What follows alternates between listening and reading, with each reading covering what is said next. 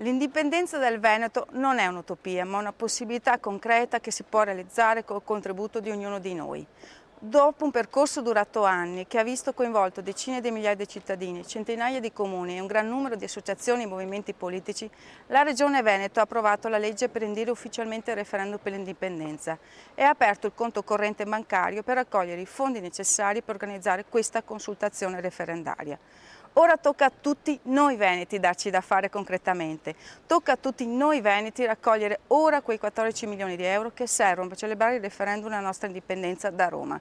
Significa che ogni veneto dovrebbe donare solo 3 euro per raggiungere l'obiettivo. Noi veneti abbiamo il sacrosanto diritto di decidere, liberamente e democraticamente, cosa fare del futuro della nostra terra. E niente, nessuno potrà negarci questo diritto.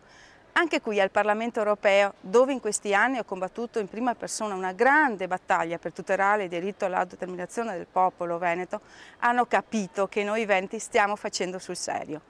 Anche qui, nelle aule di Bruxelles, hanno capito che il referendum per l'indipendenza del Veneto sarà un evento di portata internazionale che potrà cambiare il corso della storia di tutta Europa.